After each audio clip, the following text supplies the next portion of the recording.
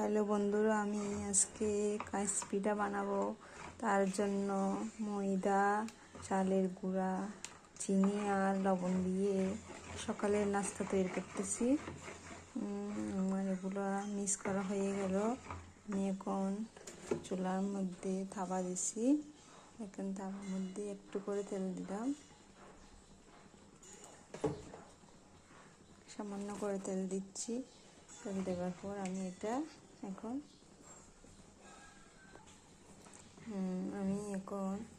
এগুলো দিয়ে দিচ্ছি।